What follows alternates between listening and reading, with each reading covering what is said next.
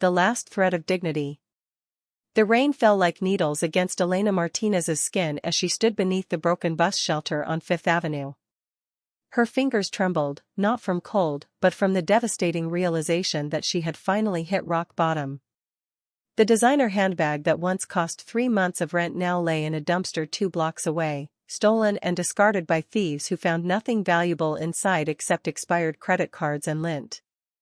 Elena pressed her back against the graffiti-covered plastic wall and closed her eyes. 3 months ago, she had been someone. 3 months ago, people knew her name. 3 months ago, she walked these same streets in Louboutin heels, discussing 6-figure art acquisitions over champagne brunches. Now, she couldn't afford the bus fare home. The gallery fire had taken everything. The insurance company claimed arson, investigated her for weeks, and ultimately denied the claim. Her reputation crumbled overnight. Collectors stopped returning calls. Artists pulled their work. The art world, so quick to embrace success, moved even faster to distance itself from failure. "Excuse me." Elena's eyes snapped open. A man stood before her, holding a black umbrella that looked expensive enough to feed her for a week. He was tall, perhaps in his late 30s, with dark hair that curled slightly at the edges despite the rain. His suit was understated but clearly custom-made. Everything about him whispered wealth, yet his eyes held something unexpected, genuine concern. "You're getting soaked," he said simply, extending the umbrella toward her. Pride, that stubborn companion that had followed Elena through every triumph and tragedy, flared immediately. "I'm fine, thank you." "You're shivering." He stepped closer, tilting the umbrella to cover them both. "And unless I'm mistaken, you've been standing here for nearly 40 minutes. I've been in that cafe across the street." Heat rushed to Elena's face. "So you've been watching me? That's creepy, not kind." A small smile touched his lips. "Fair point. But I've also been debating whether to offer help or respect your obvious desire to be left alone. The rain made the decision for me." He pulled out his wallet, extracted several bills, and held them out. "Please. Take a cab. Get somewhere warm." Elena stared at the money, more than enough for a cab, probably enough for a meal too. Every fiber of her being screamed to refuse. She had always been the one giving, the one in control, the one who needed nothing from anyone. But the alternative was standing in the rain for another 3 hours until the shelter opened. Her hand moved almost involuntarily, fingers closing around the bills. The moment she touched them, something inside her cracked. "I'll pay you back," she whispered, hating how her voice broke. "No need."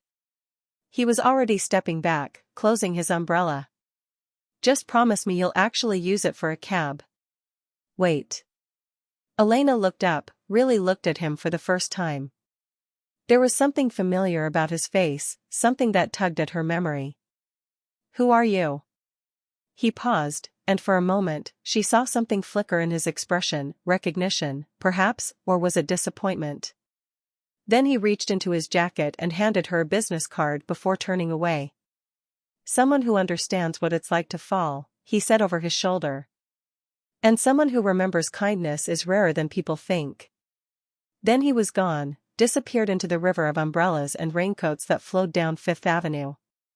The ghost of past mistakes. Elena sat in the back of the cab, the heater finally chasing the chill from her bones, and stared at the business card with growing horror. Marcus Chen. CEO, Vertex Technologies. Innovation in art and technology integration. The name hit her like a physical blow. Marcus Chen. She knew that name. She knew that face.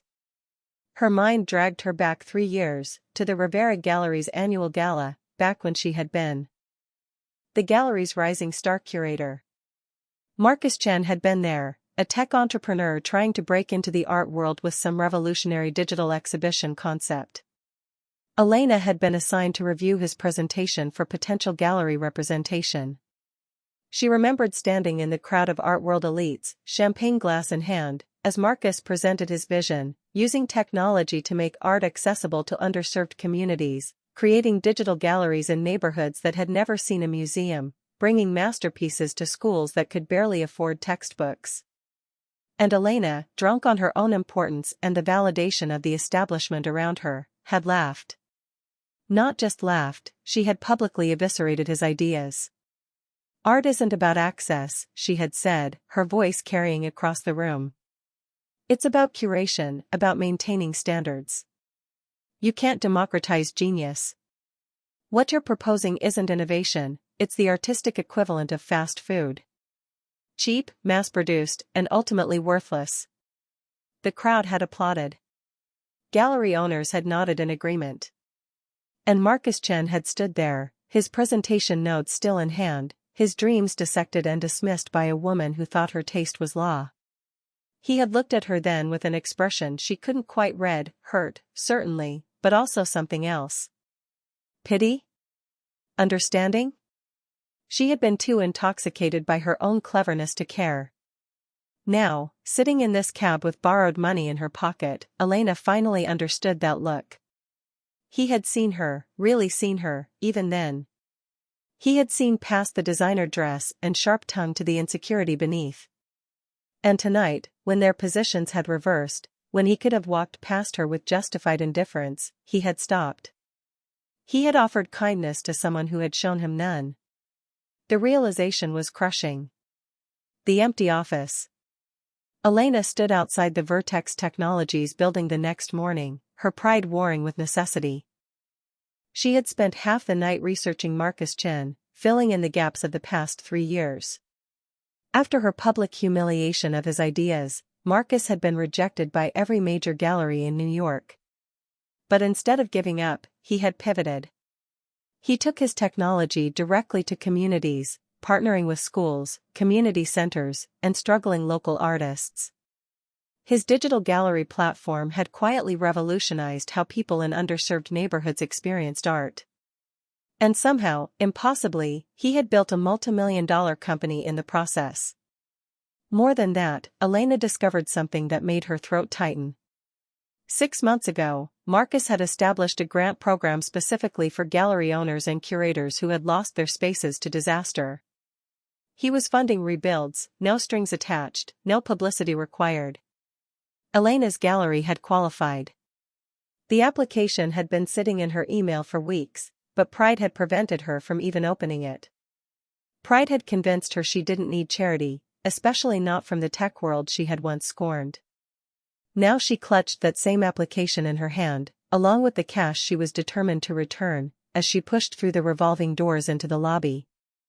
"I'm here to see Marcus Chen," she told the receptionist, trying to project confidence she didn't feel. The young woman's face fell slightly. "I'm sorry, Mr. Chen isn't in today. He's actually, well, he's not expected back for some time." Elena frowned. "What do you mean? When will he be back?" "We're not sure." The receptionist glanced around nervously, then lowered her voice. "There's been some trouble.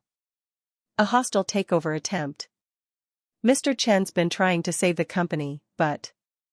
She trailed off, clearly uncomfortable sharing internal business. "Please," Elena said urgently. "I need to speak with him. It's important. Do you know where he is?"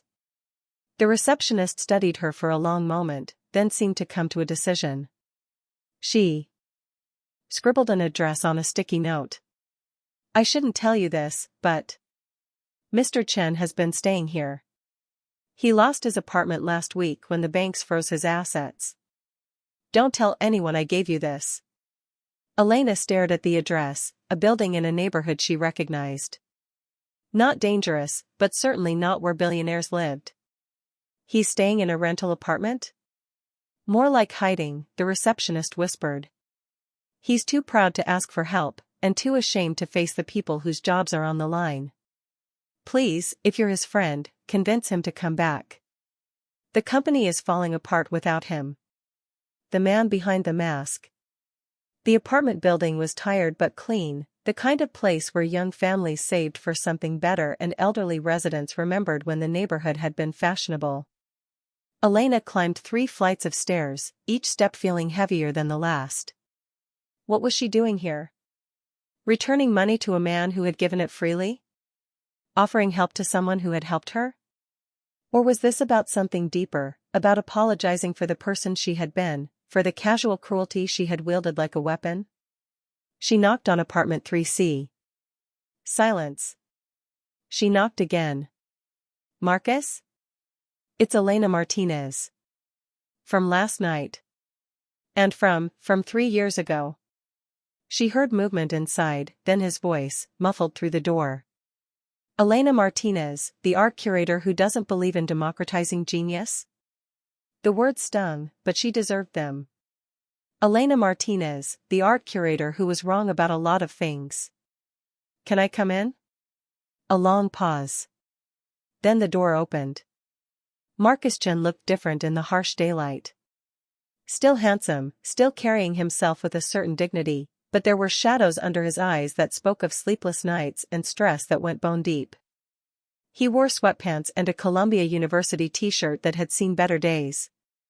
I came to return your money, Elena said, holding out the cash.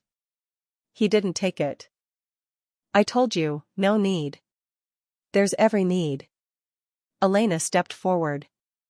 I also came because I heard what's happening to your company. And because I owe you an apology that's 3 years overdue. Marcus leaned against the doorframe, crossing his arms. You want to apologize now? When I'm no longer the successful entrepreneur but just another failed dreamer? No. Elena met his eyes steadily. I want to apologize because I was wrong. About you, about your ideas, about what art should be and who deserves access to it. I let my own insecurity and need for validation turn me into someone cruel. And you didn't deserve that. Something shifted in his expression. Come in, he said quietly, stepping aside. The apartment was sparse, a couch, a laptop on a small table, coffee cups scattered across every surface. Evidence of a man living in the wreckage of his dreams, still trying to build something from the rubble. I've been researching you, Elena admitted, settling onto the couch. Your grant program, the community partnerships, the kids in the Bronx who saw their first Picasso because of your digital galleries. You were right, and I was wrong. Art should be accessible. Genius shouldn't be locked behind velvet ropes.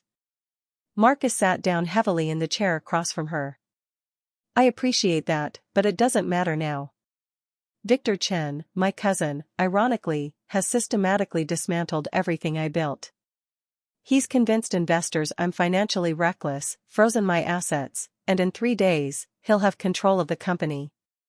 All those programs, those partnerships, the grants, they'll disappear. Victor only cares about profit margins. Then we stop him, Elena said simply. Marcus laughed, but there was no humor in it. We? Elena, I appreciate the sentiment, but you're broke, disgraced, and living in a shelter half the time? Elena finished. I know. But I'm also someone who spent 10 years navigating the nastiest politics in the art world. I know how to fight dirty when necessary. And more importantly, I know how to tell a story that people can't ignore. What are you suggesting?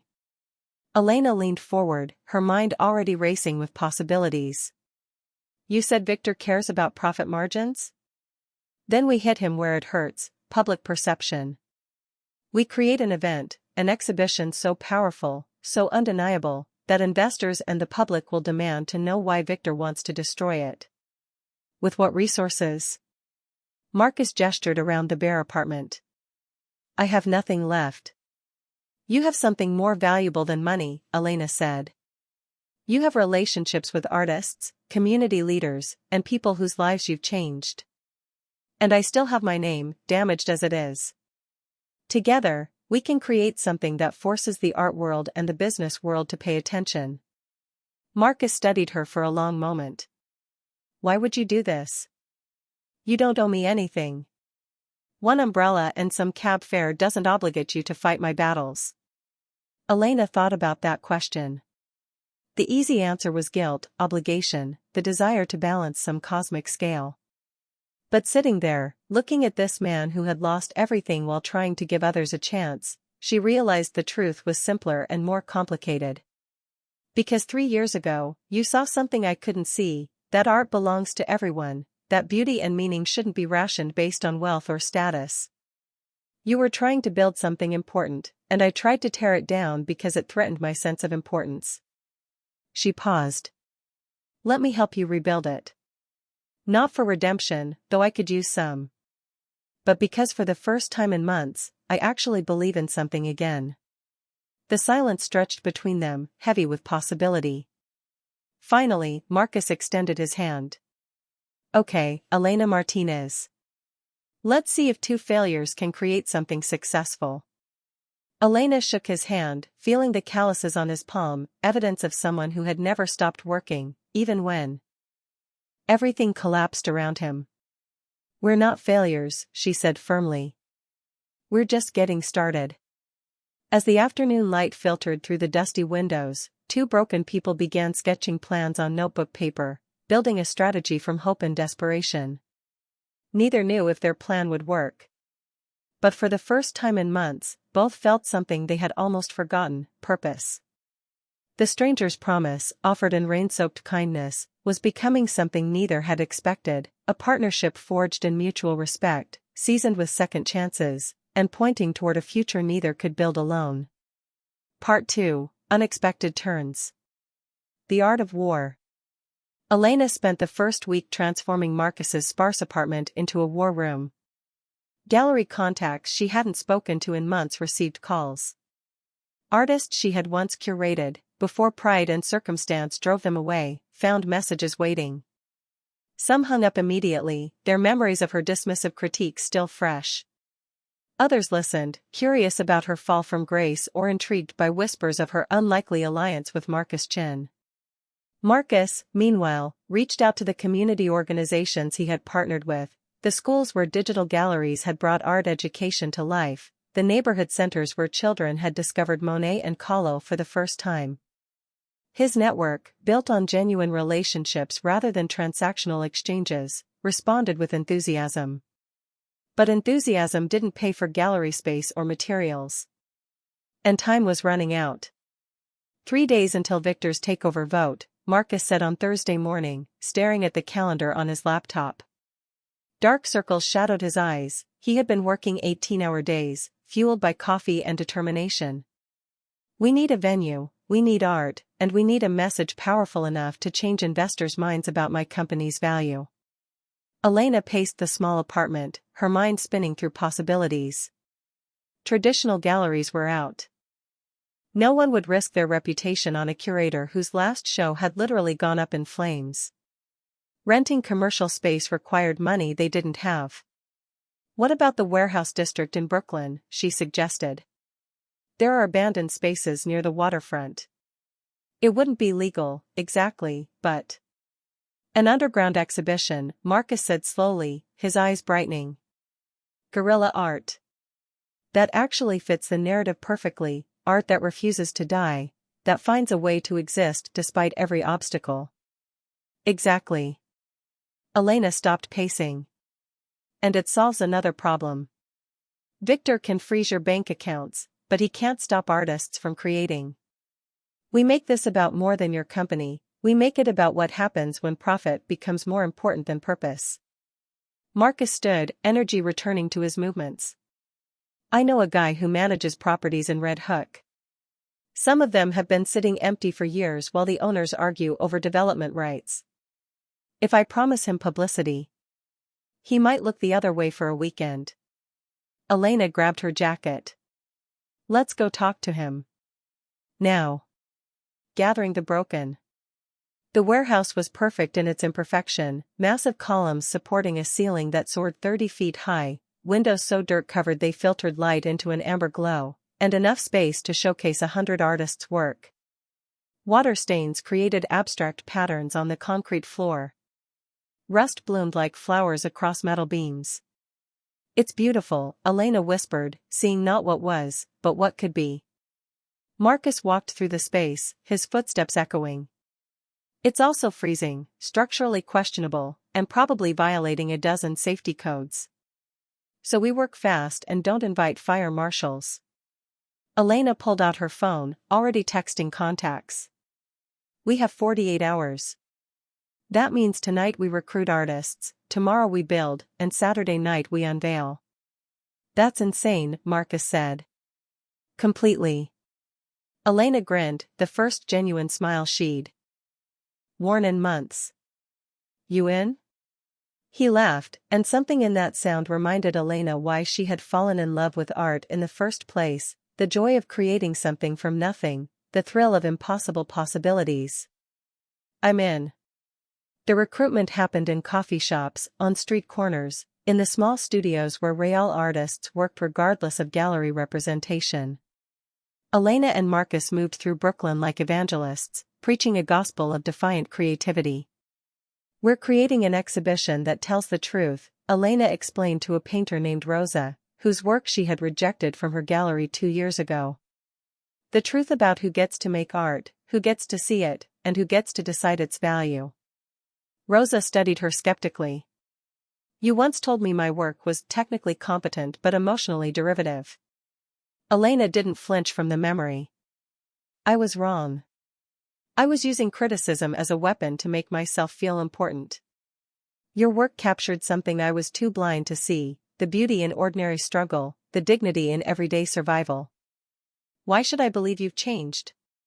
Because, Elena said honestly, I've lived the struggle now. I know what it's like to be dismissed, to be told I'm not good enough, to watch doors close because of circumstances beyond my control. And I'm asking for a chance to make things right, not by apologizing, but by creating something that matters. Rosa was silent for a long moment. Then she nodded. I'm in. But if you betray us again, Elena Martinez, the art world is small and memories are long. I know, Elena said. And I'll deserve whatever comes. By Friday morning, they had commitments from 40 artists, ranging from established professionals Marcus had helped through his grant programs to street artists whose names nobody knew but whose work exploded with raw talent. Sculptors, painters, digital artists, photographers, a collection of voices the traditional art world had ignored or rejected.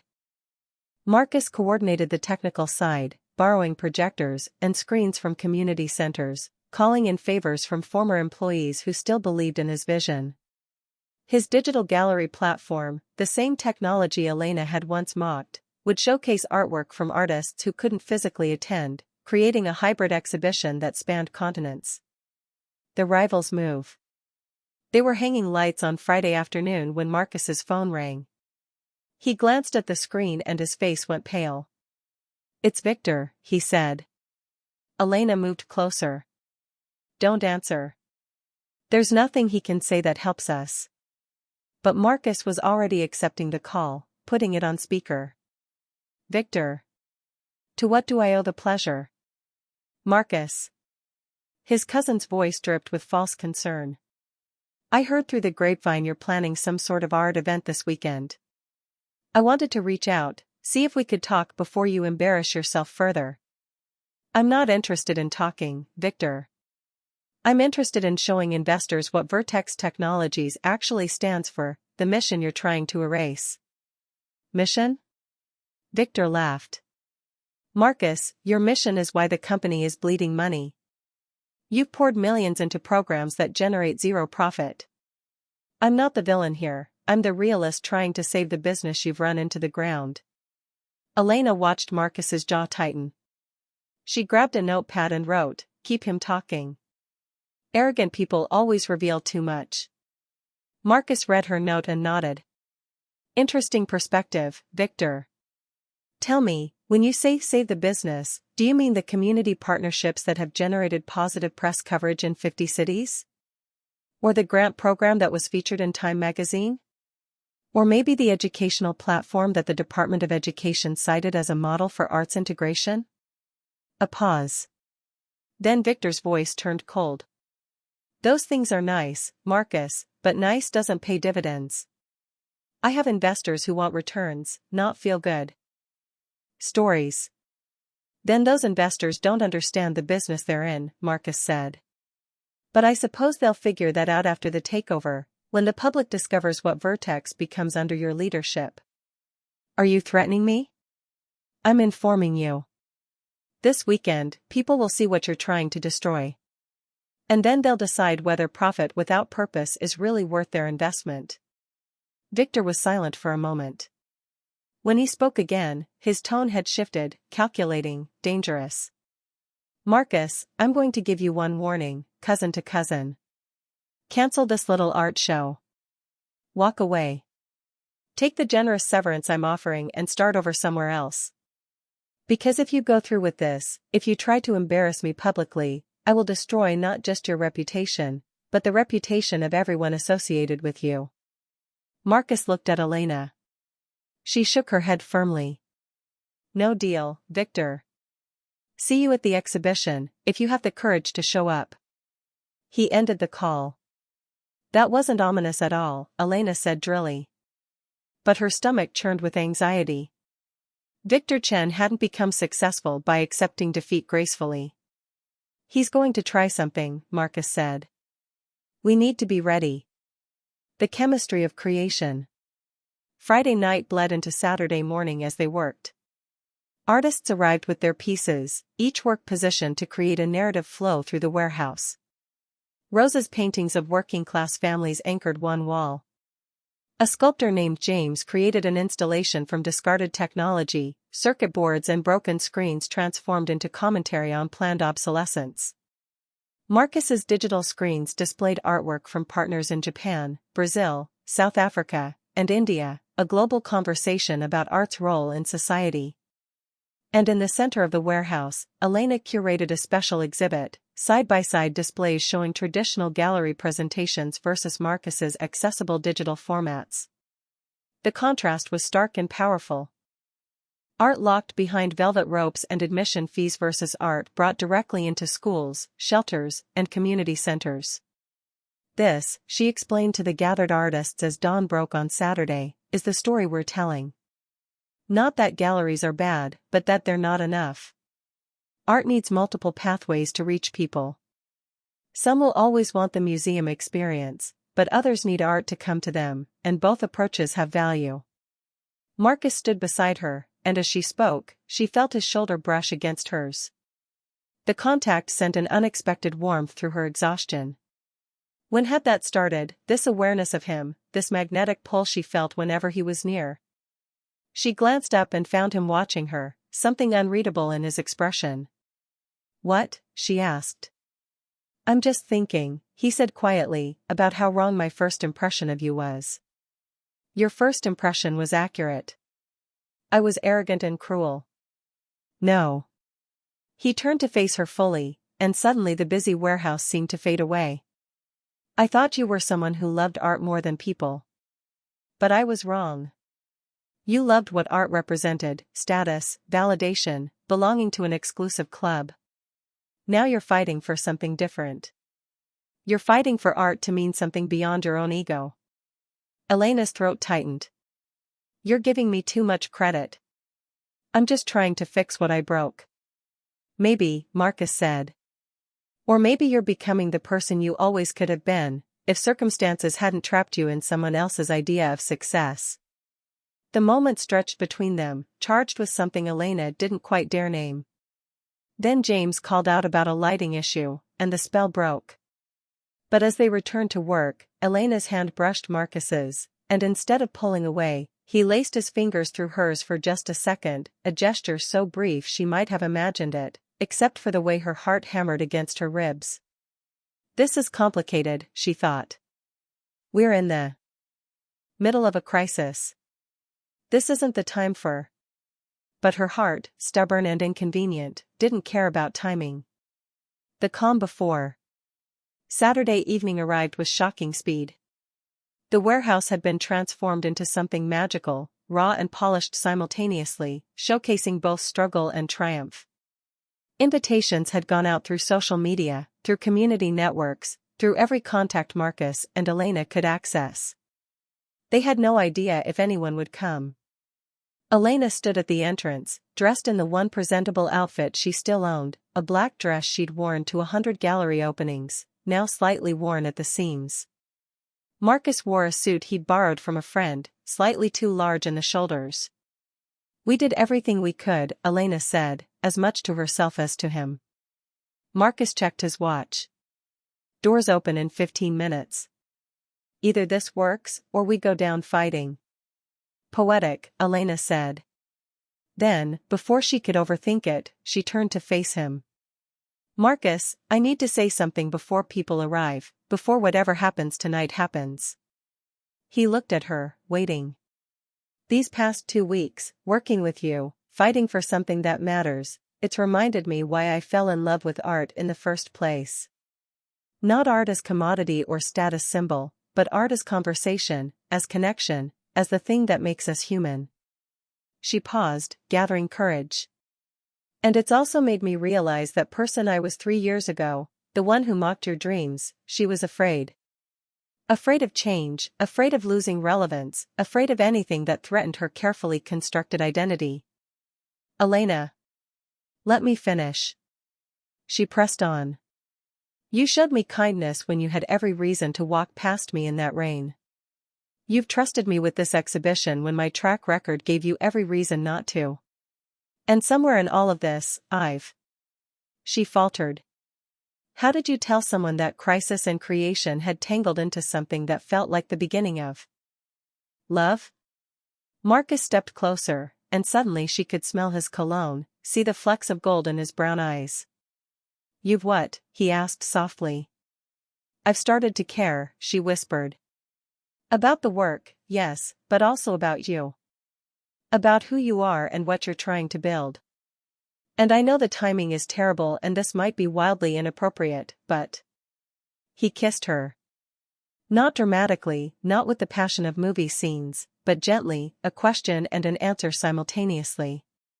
His hand cupped her cheek, and for a moment, the warehouse and the exhibition and all their problems simply evaporated.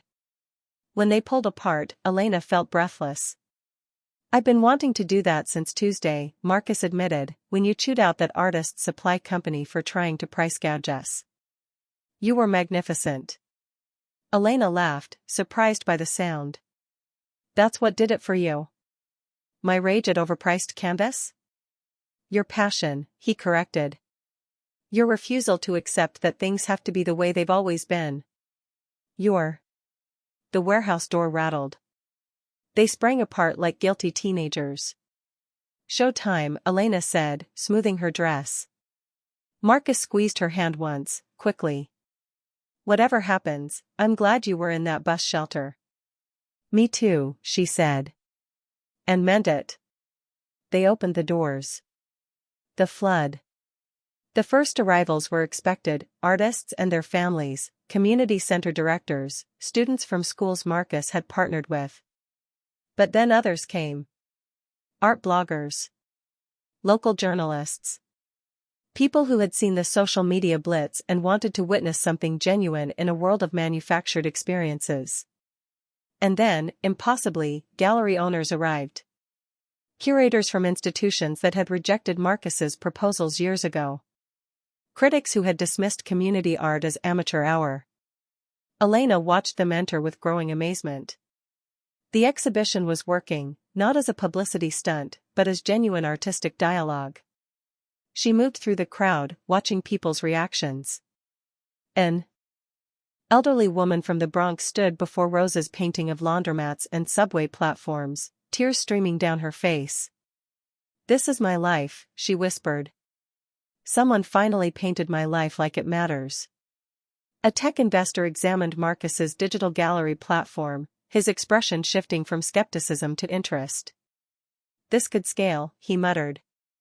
"This could actually reach millions." And then Victor Chen arrived. Elena spotted him immediately, tall, polished, radiating the kind of confidence that came from never doubting you deserved everything you had. He walked through the exhibition with 2 men in suits flanking him, his expression carefully neutral. But his eyes betrayed him. They registered the crowd's enthusiasm, the media presence, the undeniable energy filling the warehouse. Marcus intercepted him near the center installation. Elena moved closer, ready to intervene if necessary. Impressive turnout, Victor said coolly. Though I'm not sure what you think this proves.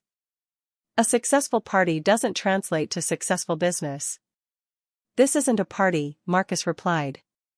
It's a demonstration of what Vertex Technologies actually does, connects people with art, creates platforms for voices that traditional systems ignore, and generates genuine cultural impact.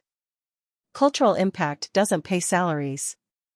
No, a new voice interjected. Elena turned to see Catherine Wu, the tech reporter from the New York Times. She had her phone out, clearly recording. But cultural impact creates brand loyalty, generates positive media coverage, and attracts ethically minded investors, which, according to recent studies, now includes most investors under 40. Victor's eyes narrowed. This is a private conversation. Actually, Catherine said cheerfully, you're in a public exhibition space making statements about a company facing a hostile takeover. That's news. So, Mr. Chen, Victor, not Marcus, why are you trying to shut down programs that have generated overwhelmingly positive coverage for Vertex Technologies? I'm not shutting down anything. I'm restructuring to improve profitability. By eliminating community grants, ending school partnerships, and discontinuing the digital accessibility platform that was featured in Time magazine last month? Catherine's smile didn't waver. How exactly does that improve anything except your personal profit margin? Elena watched Victor's jaw tighten. He was trapped, anything he said would sound defensive at best, callous at worst. The market will decide, Victor said finally. In 48 hours, the shareholders vote. One clever art show won't change the fundamentals. Perhaps not, Marcus said.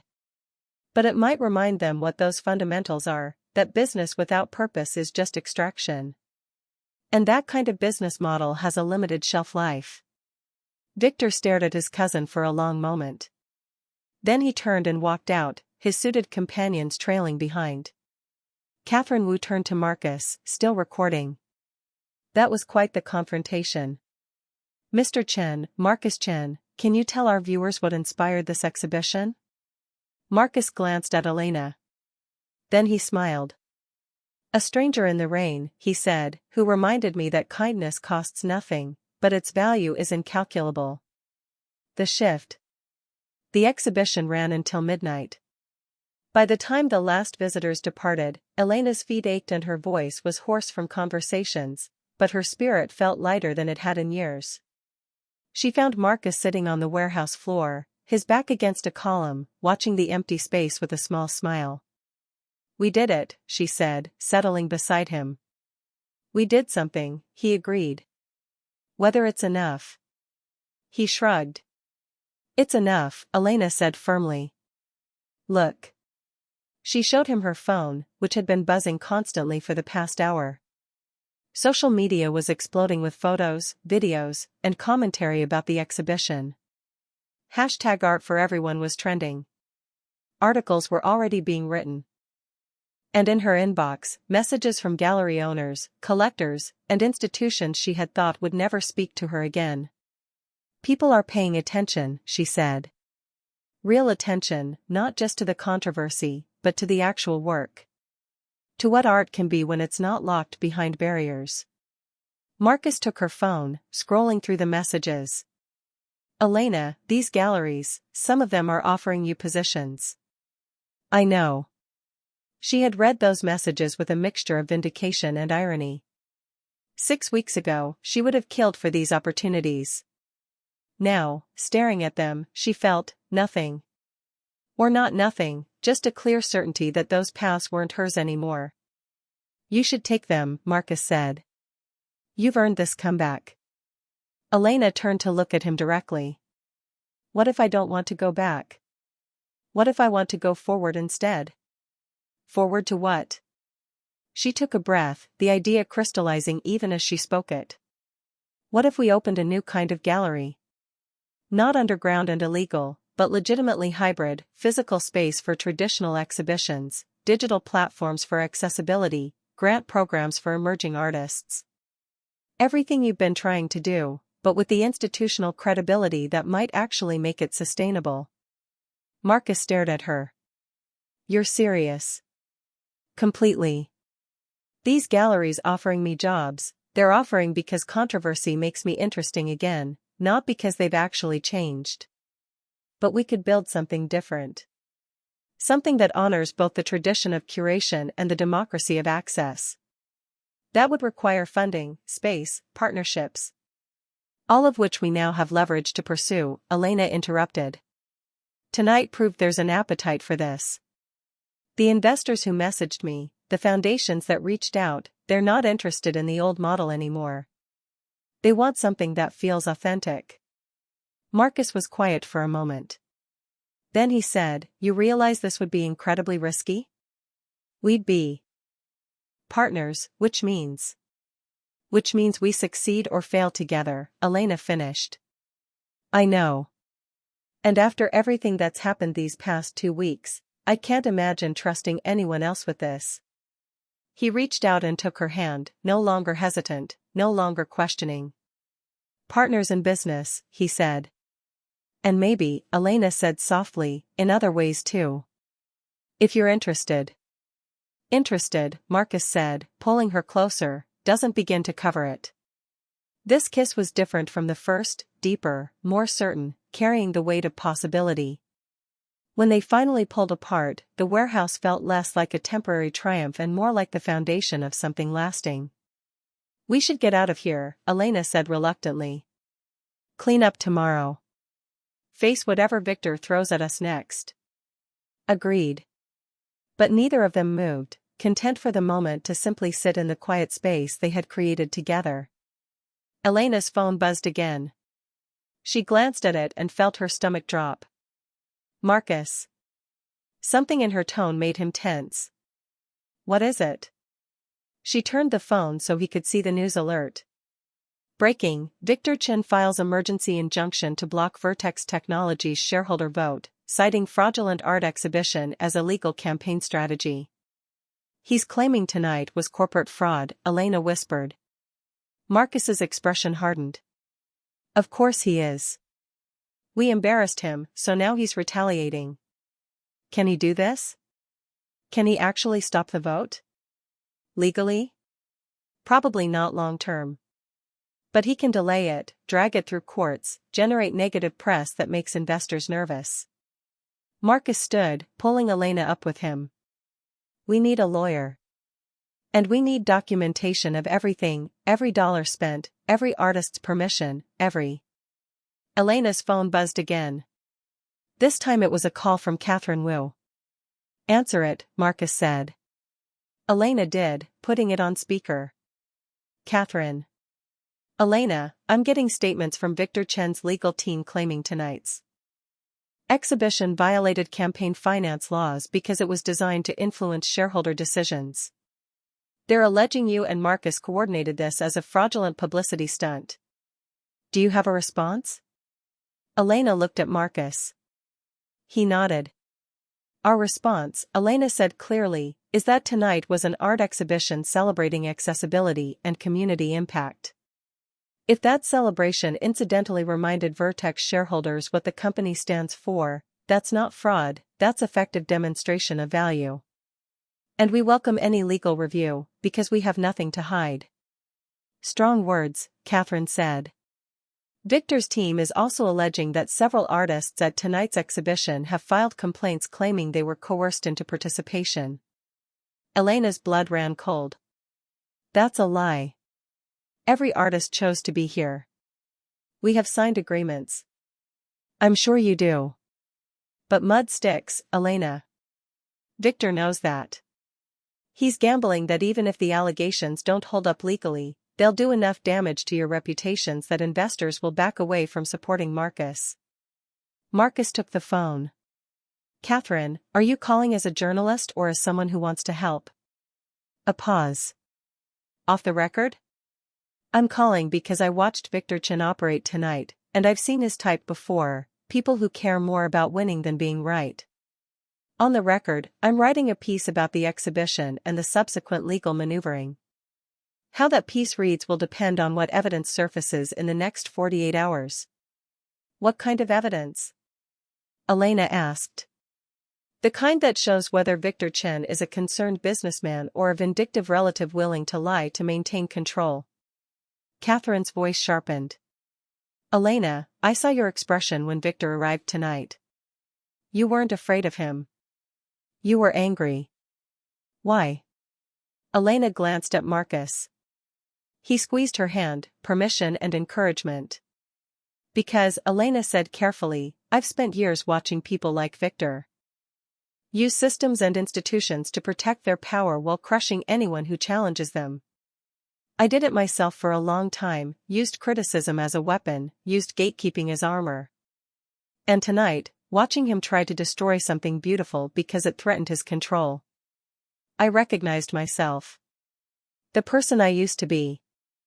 Silence on the line. Then Catherine said, that's going in my article. The personal transformation angle is compelling. Catherine, Marcus said urgently, if you're going to write about this, you need to know the whole story. Victor isn't just trying to win a business fight. He's trying to erase programs that help thousands of people, kids who would never see art otherwise, artists who would never get opportunities otherwise. This isn't about profit margins. It's about whether we believe business has responsibility beyond shareholders. Then help me tell that story, Catherine said. Give me access to the programs, to the people Victor wants to eliminate. Let me show readers what's actually at stake. Marcus and Elena locked eyes. This was the gamble, trust a journalist with everything, hope she told the story fairly, and pray it mattered. Okay, Marcus said. Full access. But we need the article published before Monday's vote. That's 36 hours. I know, Marcus said. Can you do it? Another pause. Then, I'll make it happen. Send me everything you have. I'll work through the night. She hung up. Elena sank back against the column. This is getting very complicated very fast. It was always going to, Marcus said. He knelt beside her. Elena, if you want to walk away, I'll understand. Victor's targeting you now too. Your career, your reputation are already in shambles, Elena interrupted. And I've discovered something in these past 2 weeks, rebuilding from nothing is terrifying, but it's also freeing. I don't have to protect an image anymore. I can just do what's right. Marcus smiled, but it didn't reach his eyes. That's